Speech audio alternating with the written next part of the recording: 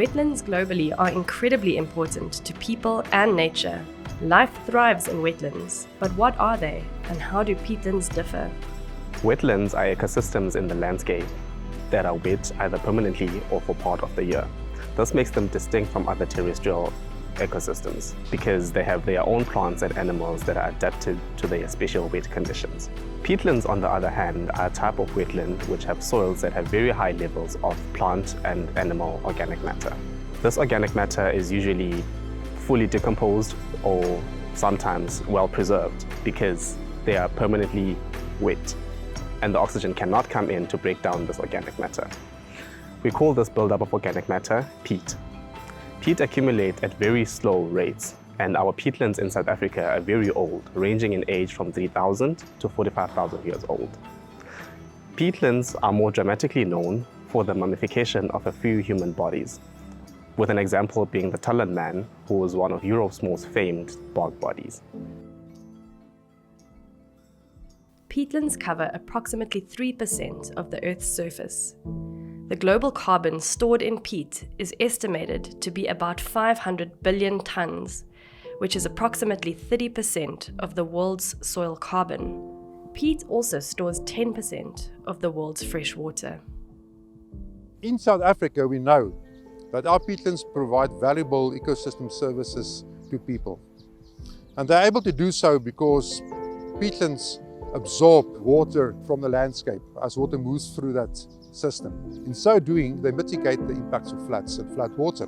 They then act basically as a high quality carbon filter, purifying and filtering the water.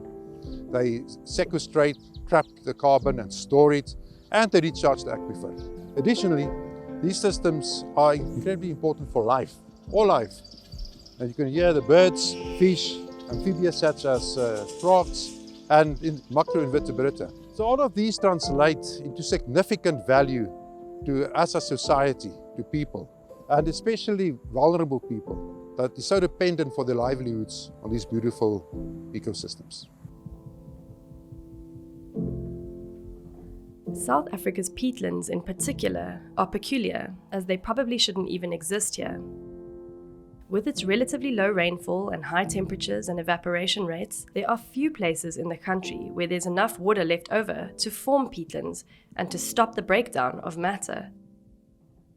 Less than 10% of South Africa's wetlands are peatlands, and some are very unique. The Mfabeni Maya, for example, is 45,000 years old and is one of the oldest active peat accumulating wetlands in the world. What do we know about where our peatlands are? In 2001, an initiative started to try and map the peatlands of South Africa. And we've produced a peat probability map, which maps the groups of peatlands into different types, which we call peat ecoregions. We have over 635 known peatland points from samples across the country, which we use to produce this map. This map has an accuracy of 87%. Now, before this map, we had relatively little idea of how many peatlands we had and where they occurred.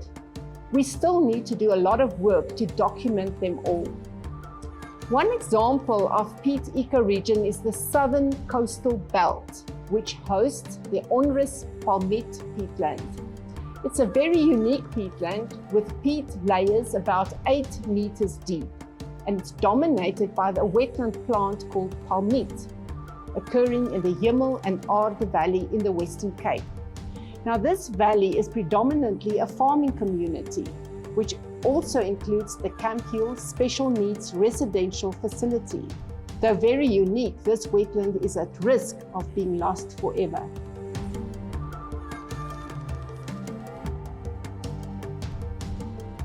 Due to people using the landscape, we've transformed peatlands and the catchments that they occur in.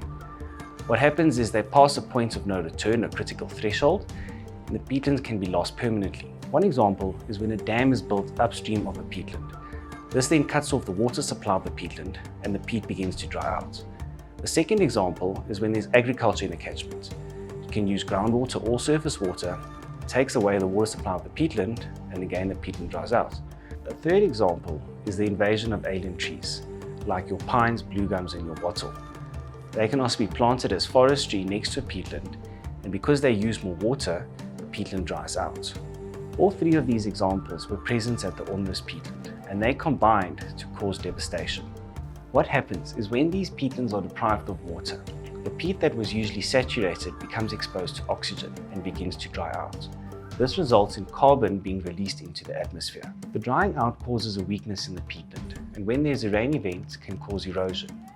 The nick point which forms can erode back throughout the peatland, draining it and lowering the water table, resulting in more of the peatland starting to dry out.